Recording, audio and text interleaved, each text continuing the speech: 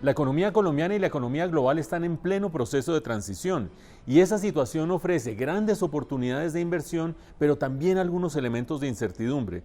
Para poder dilucidar qué hacer en ese contexto, vamos a analizar en esta ocasión condiciones macroeconómicas para la inversión. Y nadie mejor para ello que Munir Jalil, es el economista jefe de BTG Pactual para la región andina. Bienvenido, Munir. Gracias, Mauricio. Bueno, analicemos en el entorno macroeconómico tres variables fundamentales. La primera de ellas, perspectivas de inflación.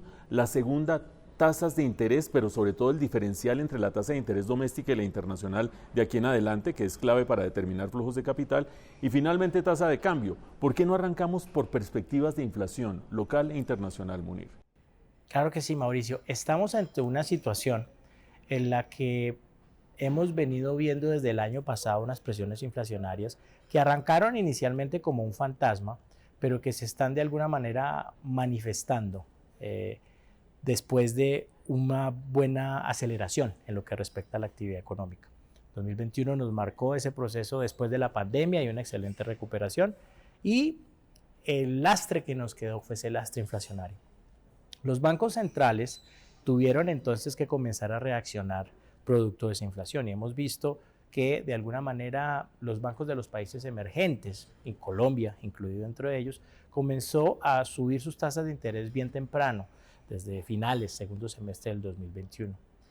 El 2022 no paró en términos de estas presiones inflacionarias, y por el contrario, muchas de ellas por procesos de indexación que se dan a comienzos de año, alguna estacionalidad, y si ahora le adicionamos toda la parte del conflicto geopolítico, pues esas presiones no solo no se han disminuido, sino que por el contrario están más vivas que nunca. Y tenemos mucha incertidumbre los analistas en términos del tipo de presiones y sobre todo la persistencia en la inflación, el hecho de que los precios se vayan a quedar altos por un periodo de tiempo considerable. Eso ha llevado a que las políticas monetarias, ya no solamente de los países emergentes, sino del mundo desarrollado, también comenzara a anticiparse, y de alguna manera comenzáramos entonces a ver cómo las tasas de interés en un país, por ejemplo, como los Estados Unidos, comenzaran ya a subir en la dirección que se necesita para tratar de calmar un poco las expectativas de inflación, que es el gran miedo que se tiene ahora. No tanto que la inflación ahora está alta, porque está alta y va a continuar elevada, sino que de alguna manera se entienda que en año y medio, 2 años, esa inflación va a estar otra vez en donde debe estar, que son esos niveles determinados por los bancos centrales en todas partes del mundo. Nosotros en este momento, con esa situación inflacionaria, tenemos unas tasas de interés al alza en América Latina y un poco rezagadas las del mundo desarrollado, es decir, hay un diferencial de intereses a favor de América Latina que debe haber generado una entrada de capitales, ya tú me aclararás. Pero ¿es previsible que sigan aumentando las tasas de interés en América Latina y en concreto en Colombia? ¿Y con qué rezago y en qué magnitud en el resto del mundo para saber si ese diferencial se mantiene? Correcto. En un escenario normal, en donde nosotros estuviéramos pensando las tasas externas están subiendo, y no solo eso, sino que ya hemos escuchado inclusive anuncios de reducción de los balances de los bancos centrales. Cuando estamos en esa combinación, en el pasado reciente a nuestra región, en particular a los países emergentes, no nos ha ido bien.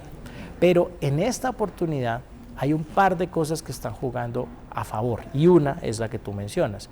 Nosotros comenzamos a reaccionar primero, diríamos de forma coloquial que el que pega primero pega 2 veces, y el hecho de que los bancos centrales, incluido Colombia, haya comenzado desde septiembre del año pasado a subir sus tasas de interés en un momento en que esas tasas no habían subido por fuera, pues definitivamente nos empieza a generar esa ampliación del spread, de ese diferencial de tasas al que tú haces referencia. Por cada subida que nosotros hacemos, que hoy en día la estamos haciendo de 100 puntos básicos, ese es el tamaño del último incremento que hizo el Banco de la República, pues la Fed ha hecho una de 25, probablemente hará unas de 50, entonces, y nos falta mucho más. En el caso del Banco de la República, nosotros creemos que ese pico de tasa estaría alcanzándose en un nivel del 8%, lo que significa que nos faltan por lo menos unas 3 subidas más de 100 puntos básicos cada una. En ese orden de ideas, esas subidas y ese diferencial no solo se va a mantener, sino que yo me atrevería a decir que se va a ampliar en los siguientes meses. Y con eso vamos a tener un colchoncito. El otro factor, que seguramente vamos a hablar rápidamente en un segundo de este, tiene que ver con los precios de los bienes básicos, en el caso particular de Colombia, el precio del petróleo, que nos está ayudando, es petróleo y carbón, los cuales nos están ayudando de alguna manera también a generar mayores ingresos en dólares en el país, y obviamente la percepción que hay hacia países que reciben mayores ingresos, pues obviamente es muy distinta que cuando no recibimos esos ingresos. Quisiera detenerme sobre ese tema del diferencial de intereses una vez más en el siguiente sentido. Mantenemos una ventaja, digamos, de rentabilidad en América Latina y en Colombia frente al mundo desarrollado, pero ¿llegará un momento en que nos alcanzan o la previsión es que siempre, incluso cuando ya se haya hecho el ciclo de aumento de tasas de interés en Estados Unidos, quedan por debajo en términos relativos de América Latina? Buen punto, Mauricio. Yo diría lo siguiente: sí, las tasas, va a haber un momento en que nosotros paramos, eso es cierto, y seguramente ellos van a seguir subiendo, eso sí va a suceder. Pero si miramos esa distancia, ese diferencial en términos históricos, y lo comparamos con lo que va a ser hoy, inclusive viendo el máximo posible de tasas que podrían llegar desde el punto de vista de política monetaria a los bancos centrales del mundo desarrollado, y lo cierto es que esos diferenciales van a estar en máximos o van a estar por lo menos por encima del promedio histórico que hemos observado para esos diferenciales en el pasado, lo cual es favorable o nos va a seguir dando de alguna manera pues una cierta favorabilidad y atractividad hacia nuestros países. Hay un elemento sobre el que no podemos anticipar exactamente qué va a suceder y es el del resultado de las elecciones en Colombia. Pero mi pregunta va en otro sentido. ¿Hasta qué punto los flujos de capitales que han llegado a América Latina, pero en el caso concreto de Colombia, que es el que nos ocupa, ya involucran un cálculo sobre un potencial resultado, llamémoslo adverso, para el mercado en términos políticos? Obviamente el mercado siempre anticipa, pero no podemos decir que haya anticipado, porque nunca anticipa el 100% de lo que va a pasar, siempre hay espacio para sorpresas. En el caso particular de lo que hemos observado en Colombia, ha sido una dinámica muy interesante, porque a comienzos de año muchos comenzaron a especular alrededor de si parte de lo que observábamos en la dinámica del dólar, parte de lo que observábamos en la dinámica de desvalorizaciones en el mercado de renta fija, nos generaba de alguna manera pues o estaba incorporando de alguna manera ese riesgo político. Lo interesante es que en las últimas semanas hemos observado comportamientos bien contrarios a lo que nosotros esperábamos a comienzo de año. Estamos viendo por estos días un precio del dólar gravitando los 3.800 pesos, un poquito por abajo, un poquito por encima, pero por ahí más o menos. Y estamos viendo unas tasas de los TES, los títulos de renta del gobierno, que se han pegado una valorizada impresionante. Entonces, una de dos: o el mercado de alguna forma ya incorporó completamente lo que va a pasar y dice, no me importa lo que vaya a pasar, el resultado me tiene sin cuidado, o se le está jugando de alguna manera por un resultado que dice, al final a nosotros no nos va a afectar de alguna manera lo que pase en las elecciones. Y en ese sentido, yo creo que ese espacio para la sorpresa todavía va a existir, pero claramente pareciera ser que no va a ser esa sorpresa en una magnitud muy grande si llega de alguna manera a darse. Son capitales que podrían salir instantáneamente, pero que por lo que entiendo parecerían ser más estables o porque consideran que no se van a ver muy afectados o porque ya descontaron un resultado adverso que lo que cualquier persona podría pensar. Normalmente ellos hacen en todos estos países emergentes una inversión que es bastante sencilla, pero que nunca es de entrar y salir en 2 días, son inversiones que se hacen por un periodo de tiempo importante. Ellos entran al país, compran los títulos, obviamente como todos en la vida queremos comprar barato, queremos para vender después caro. Y con eso generan 2 impactos. Uno, ellos tienen que traer dólares para de alguna manera pues volver los pesos y comprar esos títulos, con lo cual se incrementa la oferta de dólares y se genera una apreciación. Ahí ya empiezan a ganar, porque cuando se vayan a ir van a comprar los dólares más baratos.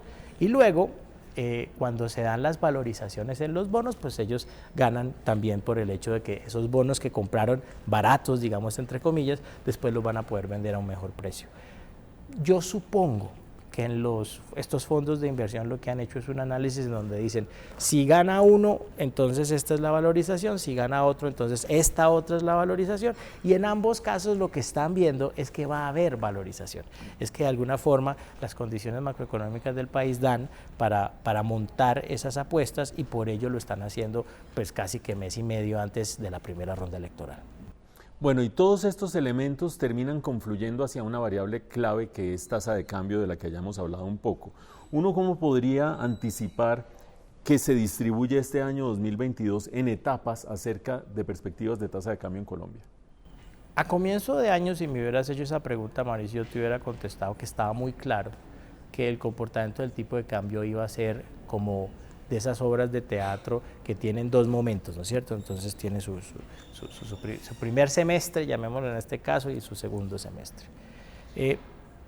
Para nuestra sorpresa, el comportamiento que esperábamos del segundo semestre se nos anticipó, y es que nosotros decíamos va a haber mucha volatilidad, probablemente si nos hubieran preguntado en enero, yo te hubiera dicho el tipo de cambio estaría rondando los 4.000, 4.200 pesos durante todo el primer semestre, y ya luego sí se caería. Y, oh sorpresa, en este momento estamos viendo una reacción que, como digo, es mucho más compatible con esa caída que esperábamos ver en su momento hasta un nivel de 3.850. ¿Qué pasó? Pues pasó efectivamente que las variables externas siguen jugando hacia un dólar fuerte, el riesgo país de alguna manera sí ha caído, entonces eso ha jugado un poco a favorable. El déficit de cuenta corriente salió altísimo para el cuarto trimestre, eso juega en contra, pero el precio del petróleo sí fue una gran sorpresa, con una subida pues pasando ya esa barrera de los $100 el barril de petróleo, generando de alguna manera pues unas presiones bien interesantes. Entonces, el petróleo, que había dejado de ser importante en la determinación del tipo de cambio, ya descubrimos que el problema era de nivel, y que pasando de los $100 ese nivel del precio del barril de petróleo, pues efectivamente es otra historia, y a Colombia lo ven completamente distinto. Y creo yo que la combinación de estos factores es lo que nos anticipó a estos niveles que, como te comentaba, en el muy corto plazo estaríamos hablando de gravitar alrededor de los 3.800 pesos, y ya en un segundo semestre me atrevo a decir que independiente de los resultados de las elecciones, porque lo que va a pasar con las elecciones es que puede que se genere bajo un resultado un poco más de volatilidad al comienzo, en el otro no tanto. Yo creo que ya estaríamos hablando de una convergencia o mantener ese nivel, o inclusive una convergencia hacia niveles de 3.750 pesos. Después de elecciones hacia niveles de 3.750 pesos, incluso con revaluación posterior de elecciones. Bueno, es el punto de vista de Munir Jalil, el economista jefe de BTG Pactual para la región andina, sobre esos elementos clave del entorno macroeconómico que hay que considerar para saber qué hacer con las inversiones en este año de transición. Tasa de interés, inflación, tasa de cambio, ahí están los elementos. Muchas gracias, Munir, por haber estado acá. Gracias, Mauricio, por la invitación.